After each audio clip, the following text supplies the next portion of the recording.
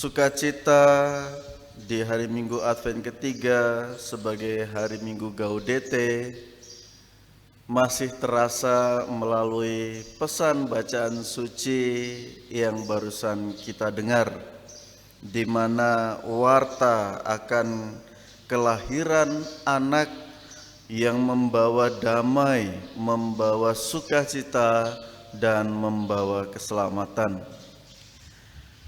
Kelahiran anak bagi banyak pasangan yang memutuskan untuk menikah atau berkomitmen menjalin kehidupan bersama sehidup semati adalah sebuah penantian yang sungguh-sungguh diharapkan. Saya punya pengalaman ketika menjadi diakon sebelum ditabiskan menjadi imam. Pengalaman pertama membaptis, kala itu diminta untuk membaptis seorang anak yang lahir secara prematur, kemudian masih di dalam ruangan khusus untuk merawat balita. Ya, perasaan cemas, takut meliputi, namun dengan semangat serta pengharapan bahwa saya adalah alat yang dikirim untuk menyalurkan berkat Tuhan. Maka yang hadir di situ bukanlah saya secara pribadi, tetapi saya meyakini Tuhan sendirilah yang datang untuk menyucikan anak itu. Maka dalam pengalaman itu suatu hal yang menarik, karena anak ini ketika lahir ia tidak pernah bergerak, tidak pernah menangis, diam begitu saja. Lalu ketika saya beri perminyakan dan menyentuh dahinya, mulai ada respon dan ada gerakan-gerakan yang membuat saya sukacita, yang kemudian saya teruskan kepada orang tua bahwa anak kalian baik-baik saja. Dan puji Tuhan, hingga saat ini anak itu bertumbuh sebagai anak yang riang gembira.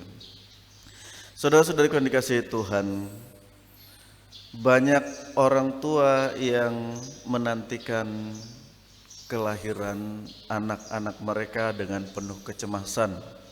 Dan bukan hanya kelahiran, tapi juga bagaimana membesarkan anak-anak mereka. Maka dalam rekoleksi kemarin diajak orang tua untuk bekerja sama dalam mendidik anak-anak supaya anak-anak jangan sampai terjerumus ke dalam hal-hal yang menjauhkan mereka dari kasih Tuhan. Kita patut bersyukur karena hingga saat ini kita masih memiliki keluarga yang saling mengasihi satu sama lain. Dibandingkan dengan situasi saat ini di mana kegaduhan dunia menyebabkan banyak orang kehilangan nyawanya. Anak-anak kehilangan orang tua kehilangan anak-anak, atau bahkan satu keluarga karena egoisme satu dua pihak menyebabkan banyak cinta harus dikorbankan. Saudara-saudariku yang dikasihi Tuhan, seorang anak laki-laki akan lahir, namanya Immanuel, Tuhan beserta kita. Maka mari mempersiapkan diri di masa Advent ini bahwa dalam tantangan apapun Tuhan beserta kita. Itu bukan hanya janji belaka, namun Tuhan sungguh-sungguh hadir dalam hidup kita.